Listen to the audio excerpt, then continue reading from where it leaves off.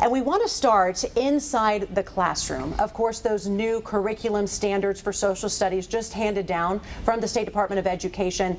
We'll start with Dr. Nick Migliorino with Norman. Abigail, I appreciate you asking that question.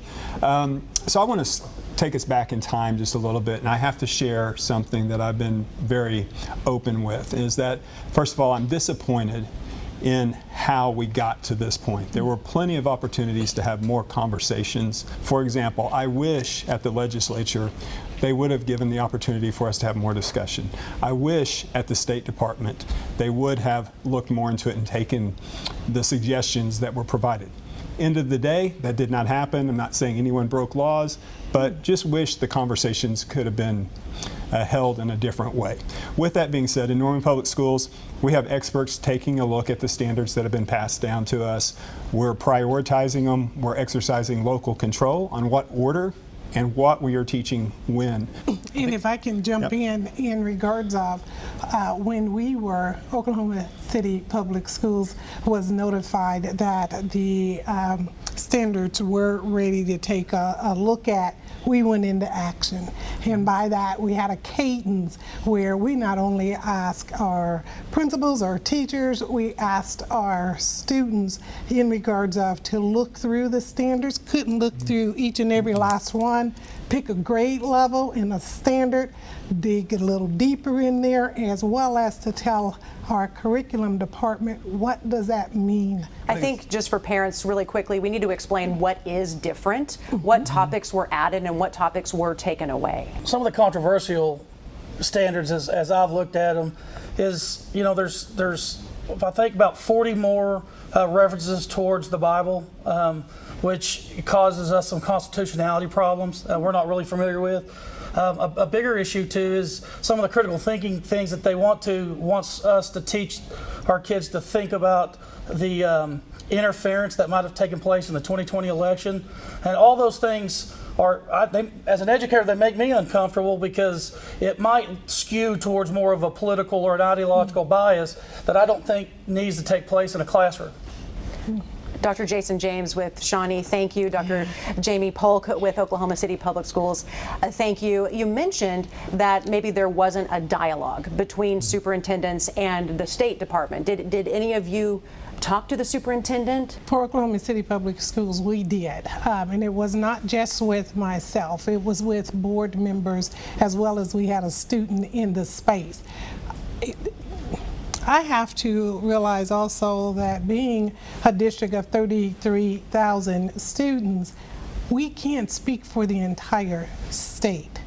However, it's always important to stop and come to the table, and for those who know, that's what I do. So, yes, I have had a conversation before it went public in regards of that they were coming. So we put protocols in place so if and when you feel you're saying or doing something you don't feel comfortable with, here's the process. I think it's really important to understand, we've had words mentioned like process and those types of things. I think it's really important for us to understand that legislatively, via the state board, via the State Department, all the way down to where, you know, standards, you know, land at the feet of a student in a classroom, there are multiple processes and conversations that go through all of these things. I think it's important also to understand, we talk about how standards are not curriculum.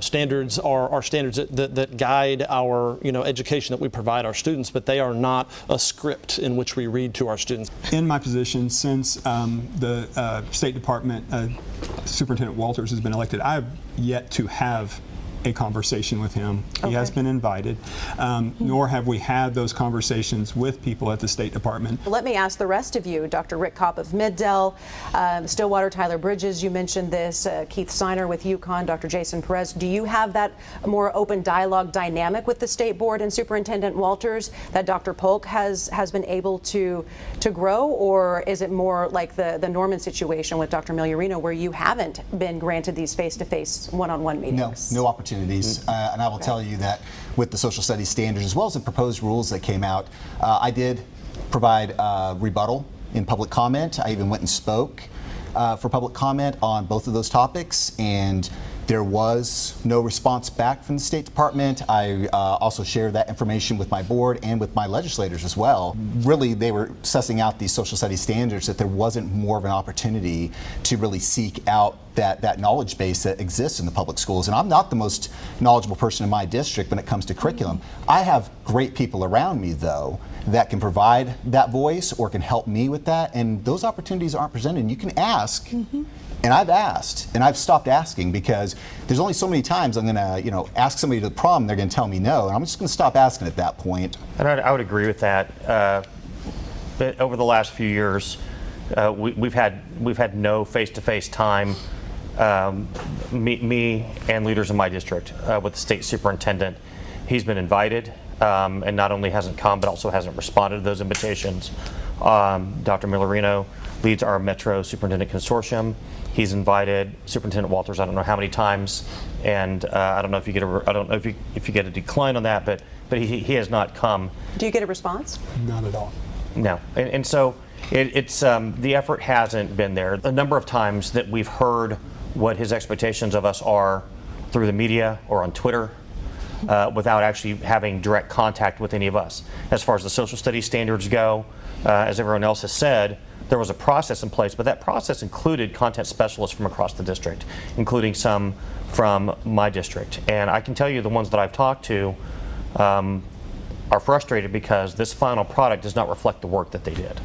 And they are the content specialists. That's a good point in the state. though, Rick. Like the mandates that we find out about, we find out after the media and after our patrons, and that's not really the best process in the world for us to be able to try to put these things into place. So if for a superintendent to have that two-way communication with Superintendent Walters, I think is beneficial to you and beneficial to your district. All of us, all 500 plus superintendents in the state, don't have that luxury though. Okay. I have had the opportunity. We called a meeting at Tuttle when I was at Tuttle, and there's probably 5 or 6 superintendents that had the opportunity to meet with him, and I've met with him previously to him becoming state superintendent when he was Secretary of Ed. It's not frequent like Dr. Polk, but I have had the opportunity to visit with him and share concerns.